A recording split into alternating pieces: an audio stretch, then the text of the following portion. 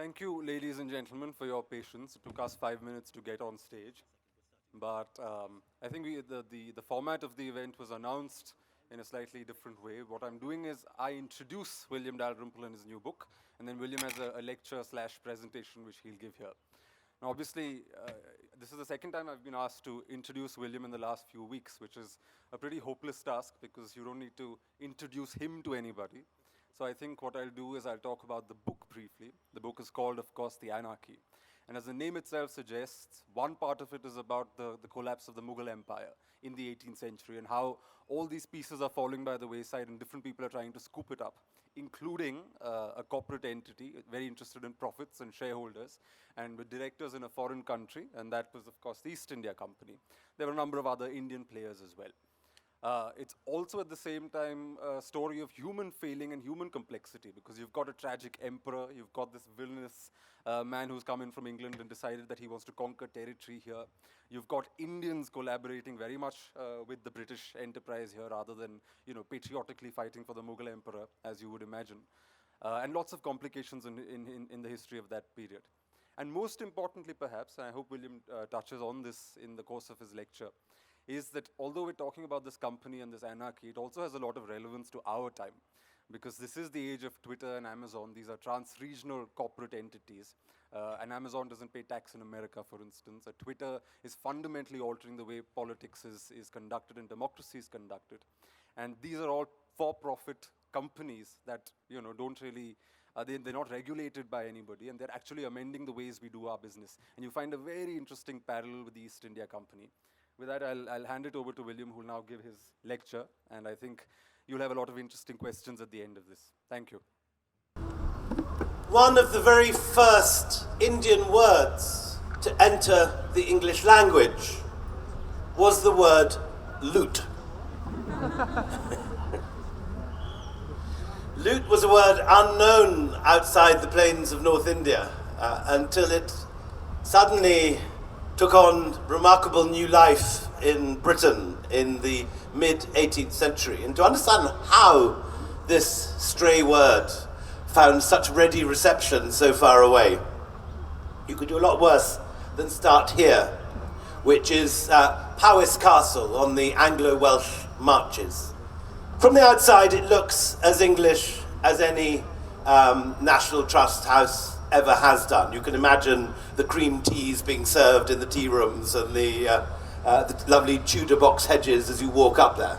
But turn inside, up the tower, and you enter a very different world indeed, because Powys contains more Mughal loot than any one collection in India. It also contains a great deal of loot from these parts.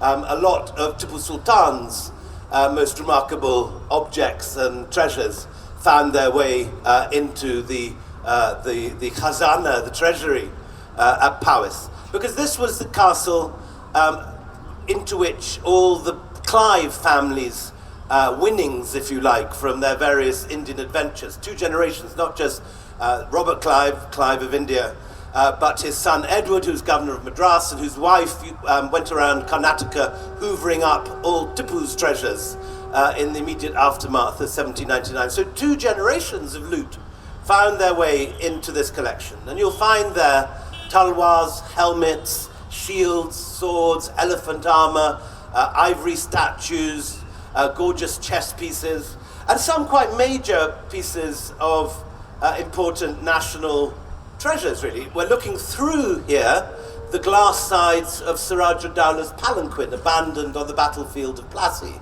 after he fled the battlefield.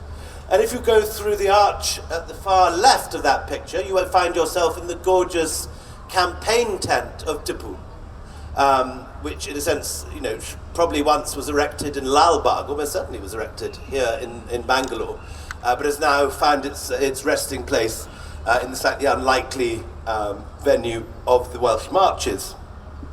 If you want to understand how this all happened, you should pause on your way into this treasury to look at this painting. Not a very good painting by Benjamin West, but a very important one, and one that explains this whole period of history.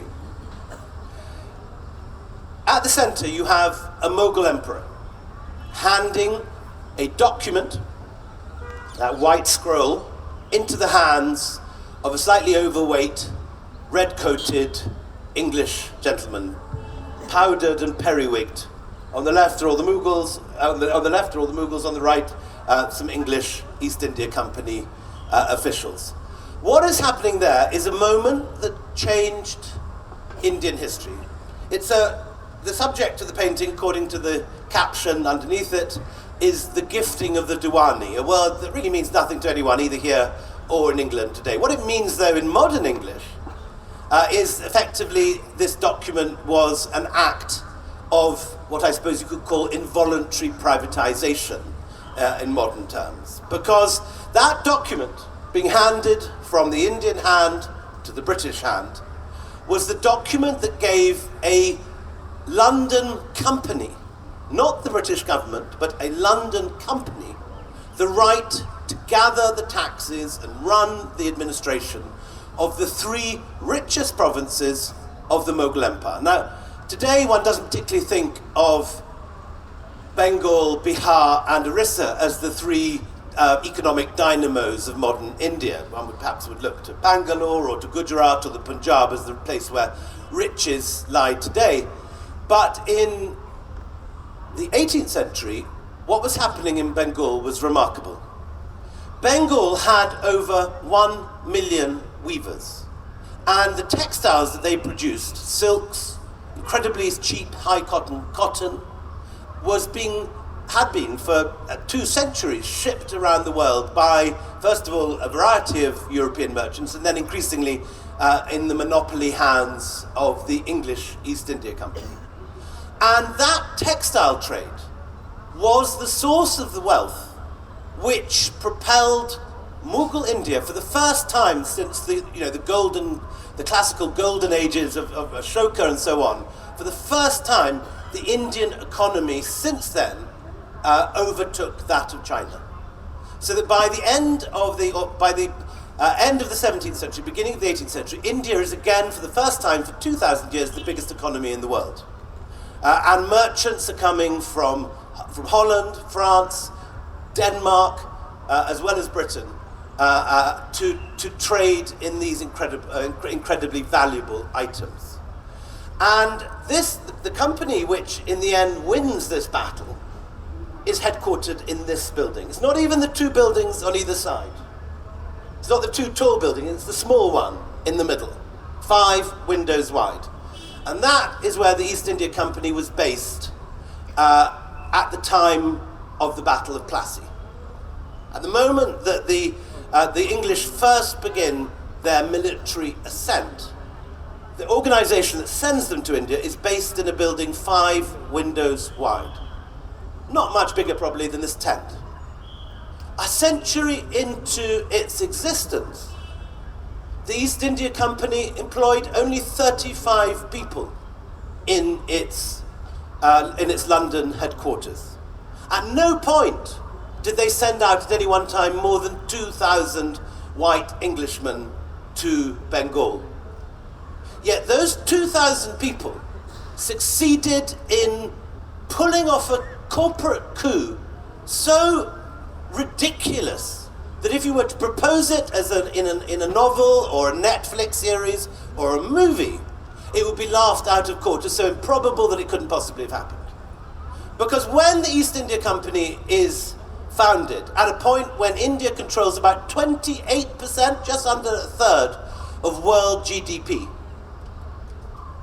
England contributes 7% of world GDP. And yet the East India Company, one company in one tiny office, in one street in London, succeeds in being the force that topples the mighty Mughal Empire and which replaces it as the paramount power in India. How does it do it? It does it by borrowing money from Indian, largely Marwari financiers, and paying Indian troops to fight their battles for them. It wasn't a white army that conquered India for the East India Company in the 18th century. It was a Desi army, 95% Indian. Why did they fight for the East India Company? Because the East India Company paid them twice as much as the nearest rival, which was Tipu. Literally double the salary. And the money, where did it come from? It came from Indian bankers. It's an idea so ridiculous that, as I say, if you were to float it as fiction, it would never fly. But that's what happened. To understand how this extraordinary turn of affairs, that one London business in a small office uses Indian money to buy Indian troops to conquer India for a corporation, not a government, for a corporation, we have to go back to the beginning of the story in 1599. And this is the guy that starts the whole ball moving. His name is Thomas Smythe, and he's, if you like, the kind of Vijay Mallya of Elizabethan London. Like Mallya, he is a flamboyant character, receives a lot of money from his father, invests it very well, makes his first fortune in his 20s importing currants from the Greek islands. He then gets together with 30 of his dad's cronies, big London merchants, the odd pirate, privateers as they were politely known in Elizabethan lexicon, and he founds something called the Levant Company, which was a closed cartel of 35 ship owners and merchants, and they decided that they could make some money going to Aleppo in Syria, Cairo, and to Venice, and buying spices and shipping them to London. And this is a second fortune he makes. And he makes a third fortune getting in charge of the London customs. And he's known by this stage, by the time he calls a meeting on the 24th of September 1599, he's known in the London slang as Customer Smythe, because he runs the customs. And he calls a meeting on the 24th of September in somewhere called the Founders Hall in Moorgate Fields, at exactly the moment that Shakespeare is presumably completing Hamlet, because Hamlet's performed a month and a half later for the first time in the Globe. And if you were to walk from the Globe over London Bridge to Moorgate Fields, you come to this area in the suburbs of London where there was a large half-timbered Tudor house, and there Smythe called a meeting. Why did he call it? Because his Levant Company fortune was under threat. The Dutch, recently liberated from Spanish control, had turned themselves in a remarkably short length of time into this incredible trading nation. And they powered by incredible new banking techniques. The Dutch were the first people to invent a central bank and had incredibly sophisticated money raising and capital raising schemes that were way ahead of anything else in Europe. And they financed a whole series of voyages to go round the Cape and buy spices from Calicut and from Indonesia. And Smythe realizes this completely undercuts his business, the Levant Company, which is buying stuff much more expensively in Aleppo and Cairo at a time when it's already passed by camel over half the Sinai desert, and it's smelling of camel and it's old and musty. The Dutch are buying fresh spices, fresh from the producers, at a fraction of the price from Indonesia, and undercutting him. So what does he do? He decides to found a new company. But here's the crucial point.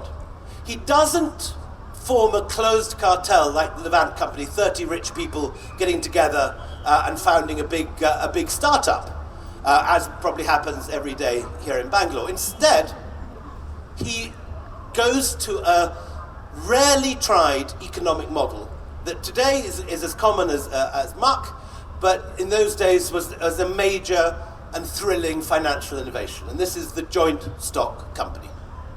Previously, if you were a businessman and you wanted to make an international voyage, let's say you were a Medici, you'd gather the capital of your cousins and your family, you'd found a family business, and you'd go and trade. Ditto the Marco Polo's going to China, father, uncle, and son, family business. Or you have the model of the guilds, when all the cloth merchants of Suffolk get together, pool their capital, and go and trade in the Low Countries. The joint stock company, which had been first tried out by the Muscovy Company in about 1500 to trade with Moscow from London. the idea was that you opened it up to all investors. You didn't have to be in the trade, you didn't have to be a wool merchant, you didn't even have to have much money. If you invested it in the company, you wouldn't play any executive role in the company, but you would get a share of the profits. And this idea, radical at the time, is how Smythe decides to launch the East India Company. And here is the first subscription list. This is literally people as they come into the Moorgate Fields office, and this is what they contribute. The first guy in the door gives £200, the second guy 1,000, then 200, then 300. It goes on for 15 pages. At the end, it's small mum and dad businesses, people that describe themselves as skinners, vintners, grocers, and they're giving £7, £5, £3. But together, they collect a considerable sum of money, and they then go and appoint a sea captain, this guy, Sir James Lanchester, who'd just come back from the Spice Islands. The trouble was that he'd managed to sink the ship just to the top left beside him on the way back, and all his crew were eaten by cannibals. So he wasn't an obvious choice to lead the next voyage, but he was the only person that knew the way. So he gets the job, and they go off to Deptford Harbour, where they begin to look at some ships. The first one is an old creek called the Mayflower, which they reject as unseaworthy, and that, of course, disappears from history, is never heard of again. And then they find a pirate ship that is called, I'm not making this up, it's called the Scourge of Malice. And this is not Jack Sparrow's flagship, but is a genuine pirate ship, and they rename it the Red Dragon to make it sound more like a sort of comforting country pub in the countryside, and less threatening. Off they sail. They don't get very far because they get as far as Dover when the wind dies down. They leave at the wrong time of year. Lanchester proves that he's not really much of a sea captain at all, and they bob around the white cliffs of Dover for 2 weeks with people coming and waving at them and laughing at this expedition, which clearly is not going to get anywhere. But the wind picks up, and to everyone's surprise, Lancaster does make it to the Spice Islands in what's now Java, the island of Run in particular, off the coast of Indonesia. And as they're heading towards these islands, a Portuguese ship is sighted coming in the opposite direction, full of spices. And as half the crew are ex-pirates, they simply board the Portuguese ship, transfer the contents into their hold, and sail back to London. It's not difficult. It's not rocket science, this. And they sell the spices for £1 million, which is enough to keep the company going for about 30 years. Everyone involved makes a fortune. So the thing gets off to a terrific start, but like I'm sure so many startups here in Bangalore, after a few years, people find that the original target hasn't been met, that things are going slightly awry. And in particular, in the case of the East India Company, the Dutch are outperforming them. The Dutch have better ships, deeper pockets, better bankers, and by about 1630, the East India Company comes to blows with the Dutch. There's a big fight, which the Dutch basically win. And there is a treaty which settles this thing, and the British hand over to the Dutch the Spice Island of Run, and in return, they're given some muddy, cold island in the Hudson River called Manhattan, which of course also disappears from history and is never heard of again. So the company then has to refocus, and what it decides to do is to focus not on the spice trade out of Indonesia, but to focus on the textile trade coming out of India. And so what originally had been the Company of London merchants trading with the East Indies slowly becomes the East India Company. And this is a perfect moment for the company to make this transition, because it's 1630, Shah Jahan is on the throne, the Mughal Empire is at its peak, the Taj Mahal is coming up, Shah Jahanabad is being planned, and the money for all this, which is the thing that people often miss about the Mughals. Today, particularly in sort of BJP land, it's the Mughals are considered these sort of effete, sort of slightly hopeless sort of Bollywood figures, sort of Hrithik Roshan lying on a couch, having Aishwarya fan him and sort of pigeons fluttering in the background. The reality is that the Mughal Empire at this period has overtaken China as the world's leading economic force, and all that stuff is coming out of Bengal, which is not somewhere that ever really features in the kind of Jodha Akbar or the Mughal-e-Azam scheme of things. And Bengal, this economic powerhouse, is producing the world's cheapest textiles. And the company focuses on that.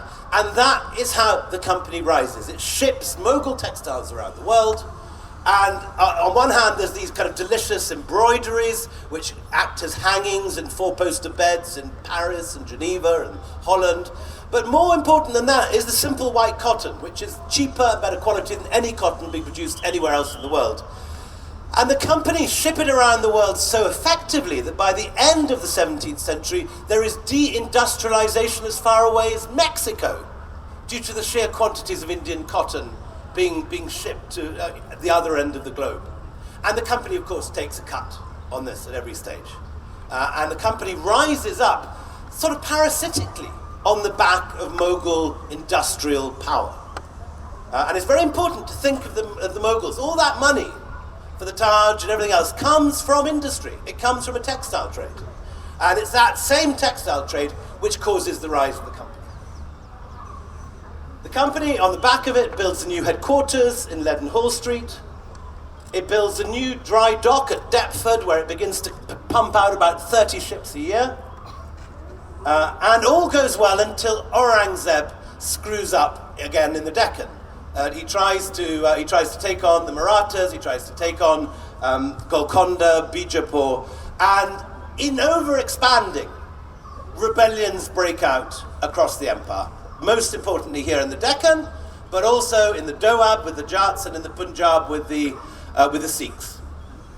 So by the time that Aurangzeb dies in 1707, Delhi is left the largest city in the world, 1 million people, incredibly rich, full of all the loot and taxes of the empire gathered into this one place. Chandni Chowk looking like the kind of Rue Faubourg Saint-Honoré with this gorgeous canal running down the middle of it. But rebellion all around it, and the whole structure beginning to collapse. And everyone's wondering, is it going to be the Jats, is it going to be the Marathas, who's going to get into Delhi and harvest this wealth?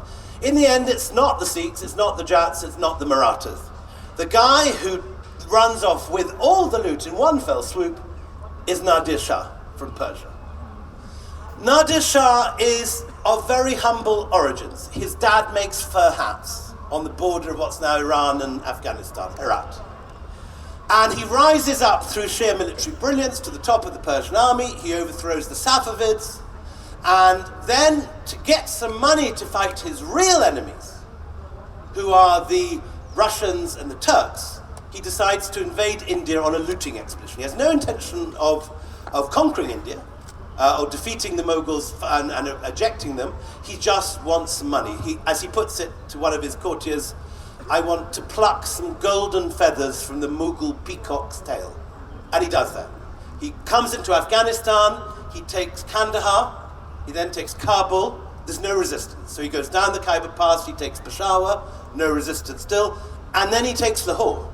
And at this point, the Mughal Empire finally wakes up, and poor old Muhammad Shah Rangila, who's busy sort of cross-dressing and sort of wearing pearls and fancy peshwazes and glitter pearl-studded sort of gorgeous slippers. He gets his act together. Nizam ul-Mulk comes up from Aurangabad with one army. The Nawab of Awadh comes from Faizabad with a second army. And Muhammad Shah Rangila comes up from Delhi, and they all meet at Karnal on about 60, 70 miles north of Delhi. An army of 1.5 million people in the walls of this fort, this earthworks that they build in Karnal, blocking the Persians from reaching Delhi. The trouble is that the whole of the 17th century equivalent, 18th century equivalent of the sort of Khan Market gang is there too, in their Dior sunglasses and all the rest of it. And there's dancing girls. And meanwhile, the Persians have just got 160,000 crack troops, battle hardened, no sunglasses, no pearl slippers, nothing. And Nadir Shah lures the Mughal forces out of the camp, and there's this wonderful last great Mughal cavalry charge. 1.5 million, I think it's about 300,000 cavalry mass in a line 6 miles long in the plains of Karnal. And they go into a trot, then into a canter, into a gallop, And at the last minute, the Persians, light cavalry, part, and they reveal what's their kind of secret weapon, which is something called the swivel gun. And the swivel gun is just a big, enormous fat musket, a mega Jezzail, which has an enormous fat slug, so heavy that it has to be supported on a camel or on a horse with a sort of tripod over the animal's neck. But this thing is armor piercing, and the Mughals have never seen it before. The Mughals are still fighting with swords and spears. And 2 minutes later, it's all over. The cream of Mughal cavalry lie dead on the ground. And that evening, Nadir Shah on the right invites Muhammad Shah Rangila on the left to dinner at his camp. And Muhammad Shah goes with his dancing boys, with his dancing girls, with his musicians, and his tiny bodyguard is disarmed after dinner when they've all had a drink or two. And Nadir Shah marches Muhammad Shah Rangila into Delhi, into his own capital, keeping the emperor captive. An incredible chutzpah.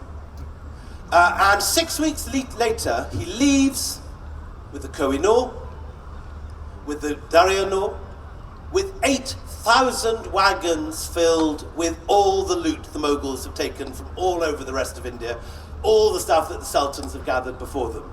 The whole lot is shipped off to Herat in one single go. And it's as if, imagine throwing a great Baroque mirror out of a second floor window. It shatters into a million pieces. And that's what happens to the Mughal Empire. Overnight, there is no money to pay the army. There is no money to pay the civil service. The governors, all the mansabdars, and all the forces around the empire, there's nothing left to pay them with. And the empire fragments. Every one of those Mughal, of those Rajput cities becomes independent. Jaipur, Jodhpur, Bikaner, and so on. Up in the hills, all the different Pahari states, Guler, Kangra, and so on. In the Deccan, the Marathas are already running their own affairs. There is now 100 different polities across South Asia. And culturally, this is a very rich moment. You get all these different kingdoms commissioning music, commissioning artists. This is the period when Carnatic music is beginning in Tanjore, when Nine Sukh is painting in Guler, when Hindustani music is reaching its peak in Lucknow, and so on and so forth. But militarily, India is incredibly weak because you've replaced one centralized polity with 4 million people under arms with 100 different states, each weak, culturally rich, but economically weak. And the two forces that do well out of this are the two East India companies, the French Compagnie des Indes and the English East India Company. Now this may look like a sort of gay pride parade, but it is in fact the latest cutting edge of technology. This is the French sepoys trained up by the Compagnie des Indes in the 1740s. Only the French would send men out to fight in attractive little voguey shorts with cross hatchings and all this sort of stuff. But they're very effective. In Europe, there's been a major military revolution. Frederick the Great, fighting the War of Austrian and Spanish Succession, has revolutionized warfare. Suddenly, infantry have quick-firing muskets with socket bayonets. The artillery has elevating screws, and using 18th century developments in ballistics, you can fire grape shot or canister shells into the middle of cavalry formations. There is now horse-driven artillery, so you can maneuver your cannons very quickly around a battlefield. And the French realized this isn't rocket science. If you can train a bunch of Scots Highlanders to do this, you can certainly train a bunch of Tam Brams. So they bring it here, they train up a whole bunch of people from Madras and the Telugu coast in infantry techniques, and 700 French sepoys defeat 30,000 Carnatic cavalry at the Battle of the Adyar River in 1741. And that battle is the beginning of a military revolution that will change India forever. And for 30 years, the two companies, the French and the English, can defeat any army in India. They have this window. By 1770, the Marathas have caught up. By 1779, Tipu had caught up and is defeating the East India Company at the Battle of Polilur. But for 30 years, these two companies can more or less do what they like. And the first guy to feel the heat is this guy, Siraj-ud-Dowlah. Now, Siraj Uddaula is not at all the patriotic hero of your history books. He's actually an incredibly nasty little punk. He has this amazing grandfather, Ali Verdi Khan, who's defeated the Marathas, who's brought in incredible renaissance in the arts of Bengal. But Siraj Uddaula is the spoilt son. Think of Uday Hussein in Baghdad before 9/11. He's that kind of character. And according to his own cousin, he's a serial bisexual rapist whose idea of fun is sinking pleasure boats in the Ganges and watching the people drown. So Siraj Uddaula, this nasty, aggressive 21-year-old, comes to the 18-year-old, comes to power and attacks Calcutta because they've rebuilt their fortifications without permission. And it's a fairly easy conquest. There's no sepoys yet in fighting for the East India Company in Bengal. They take Calcutta, and the only trouble is that the timing is dodgy. Because by the very day that the news arrives of the fall of Calcutta, the day this arrives in Madras, this man, Robert Clive, turns up in Madras, not to fight Siraj Uddaula, but because he's rather like the Iraq war starting because of the dodgy dossier and the false intelligence of weapons of mass destruction. So Clive has come all the way to India with a naval task force because of an intelligence report which arrived in East India House claiming the French were sending out 100 ships to Bengal. In fact, those ships were heading off to Canada. And so when Clive arrives in Madras, there's no sign of any French. He thinks he's going to come to a southern India, which has become a sort of great Pondicherry run by the French. In fact, there's no sign of any Frenchmen anywhere. And the same day, by pure bad fortune for Siraj Uddaula, the news comes of the fall of Calcutta. So Clive merely sails north, up the Ganges, into Calcutta, retakes Calcutta, then he destroys the French company's Bengal capital at Chandanagar, levels it with his artillery, because it's mainly a naval force with incredible naval power, and they use this new artillery to destroy all the fortifications in Chandanagar. And at that point, something crucial happens. Clive receives a note from a man called the Jagat Seth. Now, the Jagat Seth is the richest banker in India. His family, Mawaris from Ossian near Jodhpur, have come 2 generations earlier to Murshidabad to help finance the Mughal governors there. And they're extremely effective. And they realize that with India becoming more and more fractured and disrupted, you can no longer send the tribute to the Mughal emperor by land. The old system was in the days of Shah Jahan that if you were from Hyderabad or from Murshidabad, you would send an enormous caravan of gold to Delhi as your taxes once a year, guarded by troops. But in the 18th century, that's too risky. And the Marwaris invent this hundi system whereby you just pay the taxes into their Murshidabad office and you collect it in their Delhi office minus 10%. And the Marwaris, particularly the Jagat Seths, become incredibly rich on this banking invention. And the Jagat Seths are as rich as, I'm being told there's 5 minutes to go and we're halfway through the story. Hang on, we might have to go on a bit. The Marwaris have perfected this system, and water flows into the Jagat Seth's treasury like it said, money flows into the Jagat Seth's treasury like the Ganges flows into the sea. It's an unending stream of money. And Siraj Uddaula had made the mistake of falling out with the Jagat Seth. He had slapped Jagat Seth in Durbar when he refused to give a loan and threatened to circumcise him. And the Jagat Seth's not going to have this. He just says, the threat of circumcision is enough to focus most men's minds on these occasions. And he just writes to Clive, says, topple Siraj Uddaula, and I will pay you personally £2 million sterling, and then I will give you 2 million to the company. And Clive says, righto, no problem at all, sir. And he comes north. He'd been preparing to head south back to Madras. Instead, he turns around and he goes up to and fights the Battle of Plassey. And Mir Jafar, who is the commander of Siraj Uddaula, is in on the same plot. Mir Jafar, who's always carries the can in Indian textbooks as the great traitor, is just working for the same man as Clive.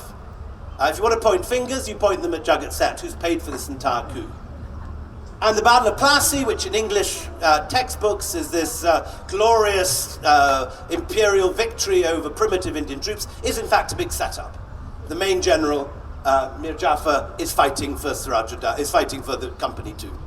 And 2 days later, after Siraj-ud-Dowlah has been arrested and his body paraded through the streets of Murshidabad, Clive marches in, he goes straight to the treasury, and he fills his pockets. He then fills 40 barges full of loot, including a lot of the stuff in Plassey, in Powys, that slide I showed you at the beginning. When he's questioned later by Parliament and asked why, without permission, he A, declared war on Siraj-ud-Dowlah, and B, took £2 million commission for himself, and he answers the parliamentarians, "My lords, I was astonished at my own moderation." The idea being that he could have looted far more had he wanted. Which, in all parliaments, are pretty similar. The parliamentarians love and clap and hoot and say how wonderful he is.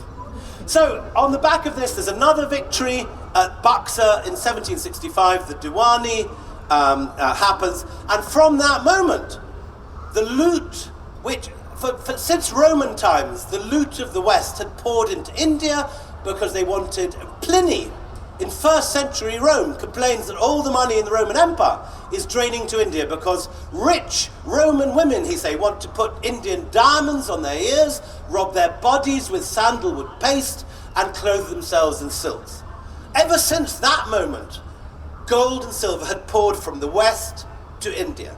But after Plassey and Buxar, it's like a switch is reversed, and the wealth of India begins to flow in the opposite direction to London. So when you go to England on your summer holidays, and you go to all those lovely National Trust houses that look as if Colin Firth is about to step out of them wearing a pair of wet breeches, those were built on Indian money. And another source, the Caribbean slave trade and all the plantations in Barbados, Jamaica, and so on. Those two sources of wealth turn Britain from a minor nation before Tudor times on the edge of Europe. All the action really is in Italy and France and Spain.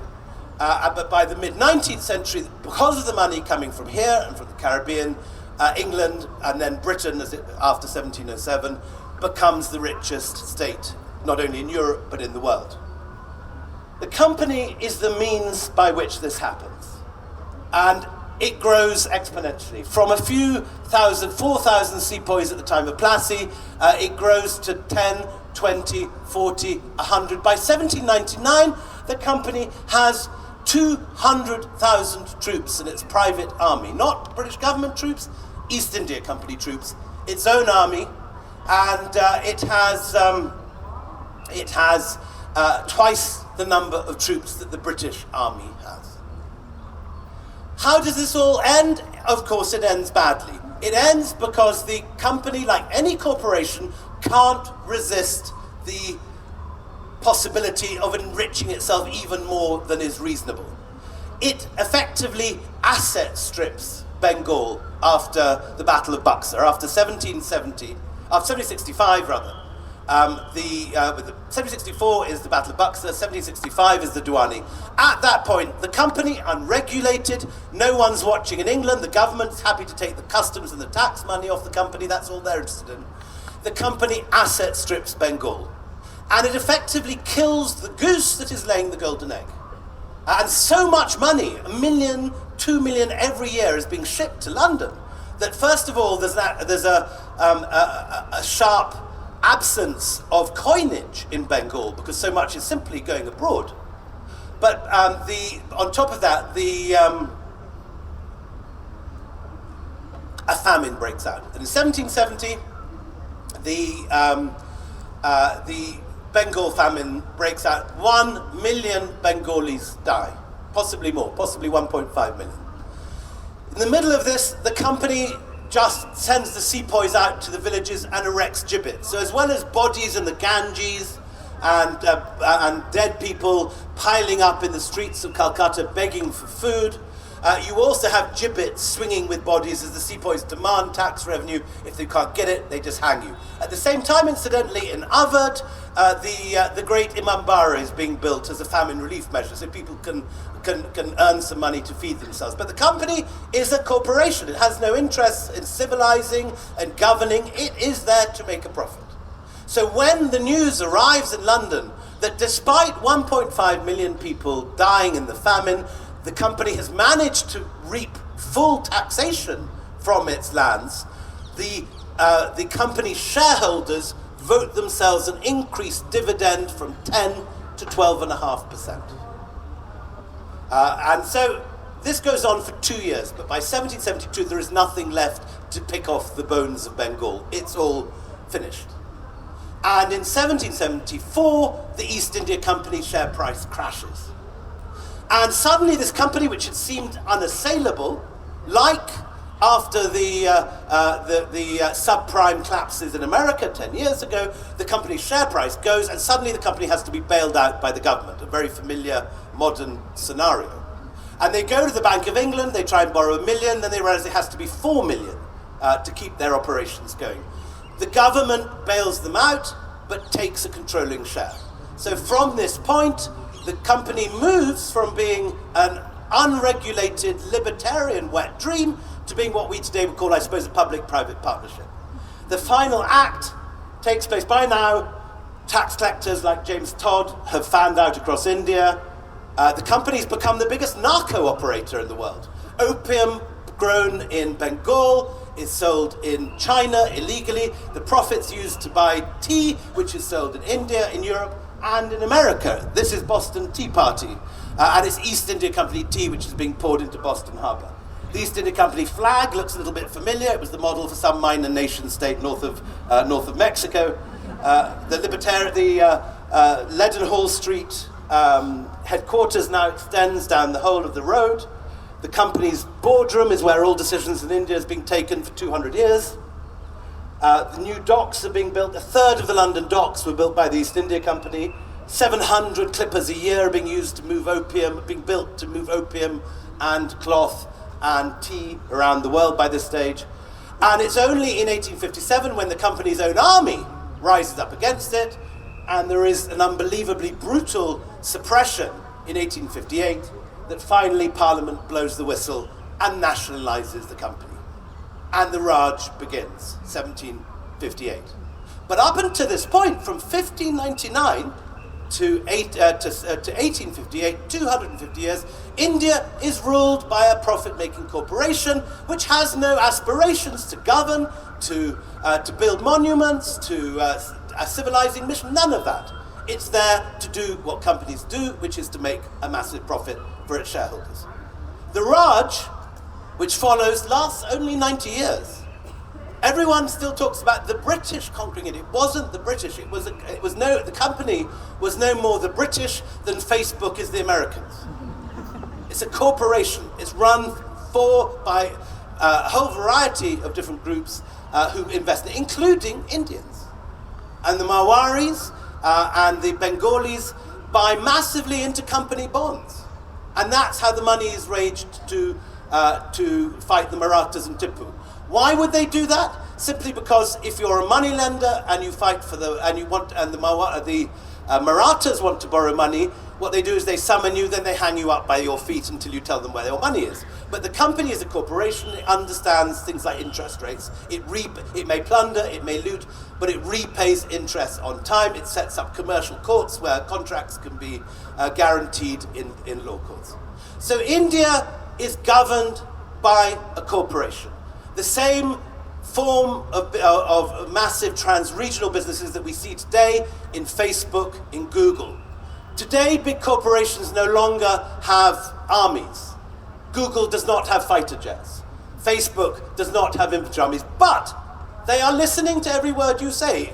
All of you who are here today that have your phones on will be getting in your social media tomorrow adverts for East India Company tea. Surveillance capitalism is incredibly powerful and is active in this room as we speak. I'll just end with a word about the impeachment of Warren Hastings as the final thing. When the impeachment takes place, It's the one time the British Parliament puts the company on trial. And the Lord Chancellor stands up at the beginning of the impeachment. I'll just end with this quote. And he says, "My lords, a corporation has neither a body to be punished nor a soul to be condemned. Corporations therefore do as they like." Thank you very much.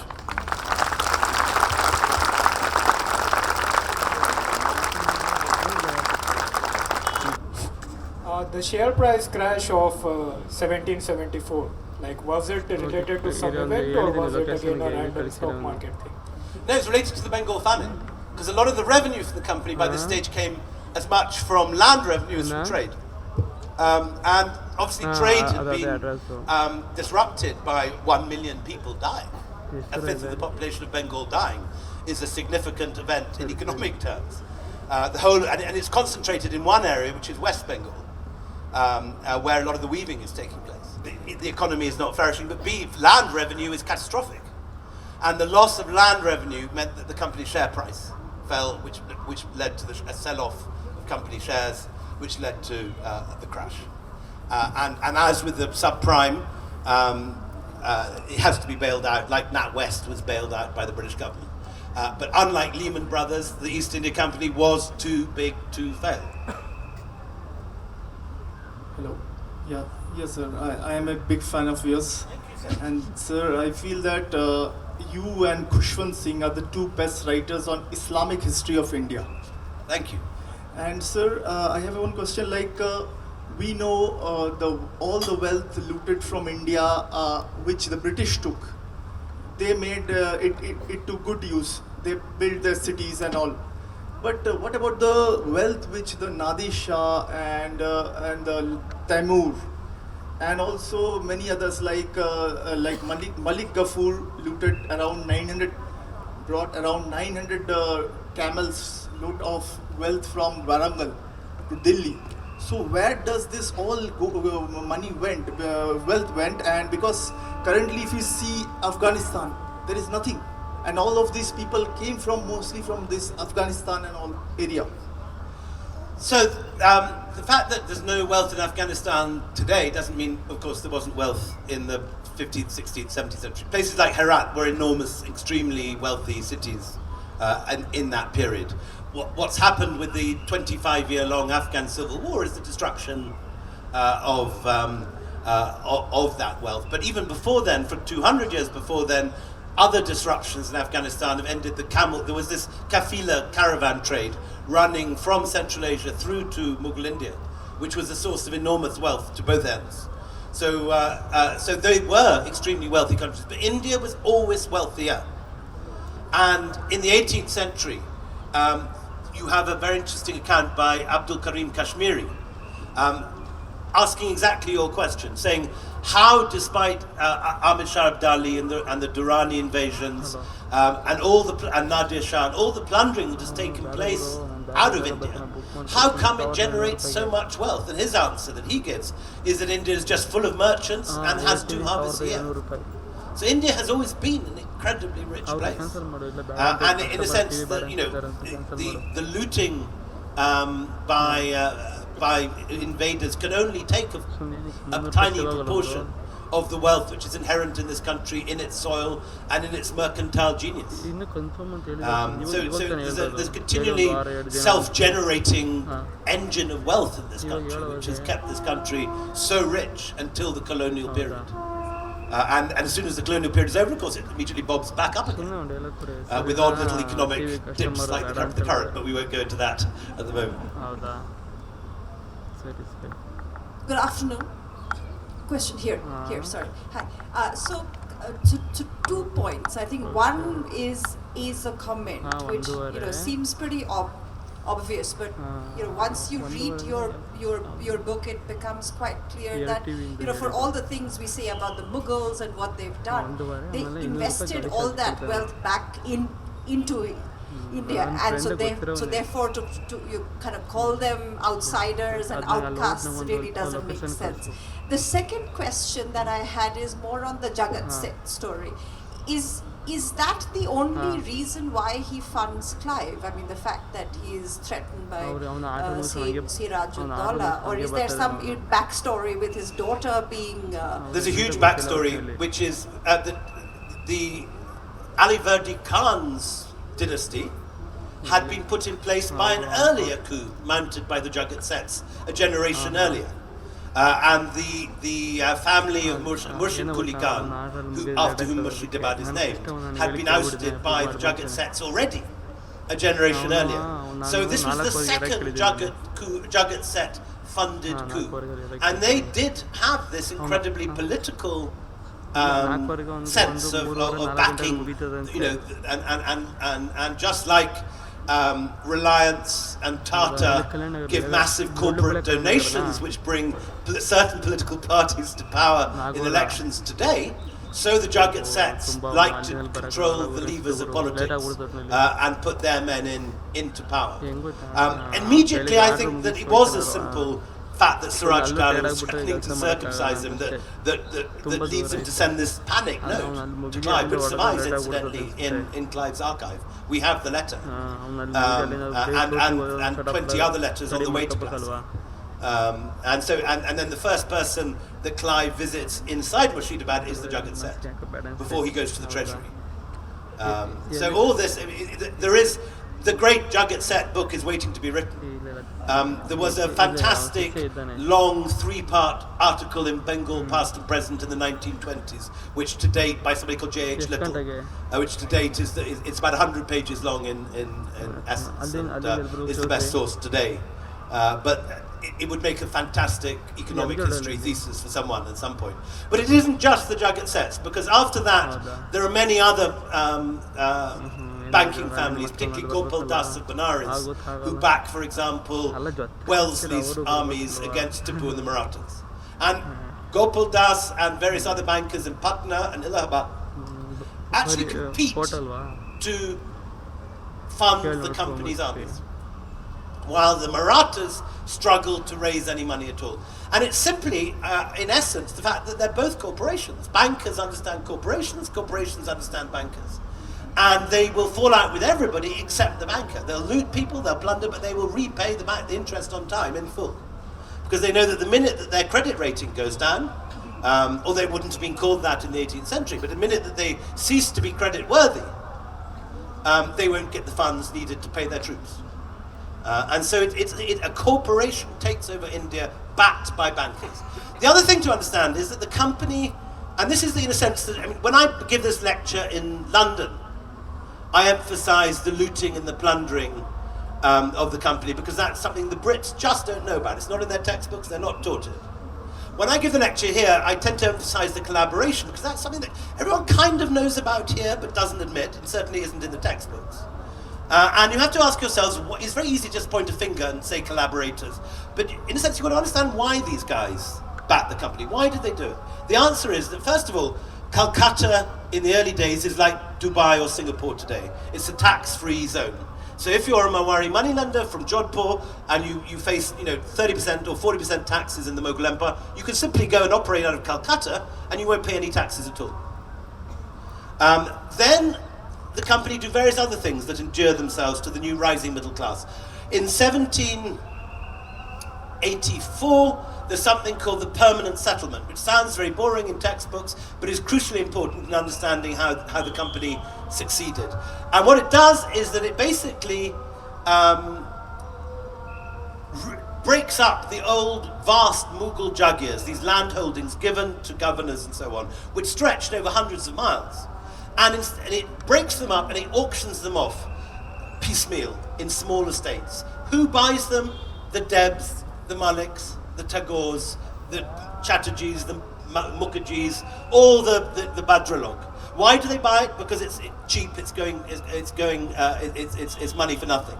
And so the company pulls the upper middle class into their net. They provide tax-free status in the towns. They offer the opportunity to become landowners. They repay taxes on time. They offer the best rates if you're a soldier. So the company lures by greed And remember, this is a time of anarchy. Elsewhere, the Mughal Empire is just broken up. There's marauding pindaris and all sorts, looting temples and creating disruption. What happens in those times is you look for stability. If you're a parent, thinking of your children, if you're an investor, thinking of your investment, you want the investment for your children and for your future, which is going to pay off for you personally. You're not thinking patriotic thoughts.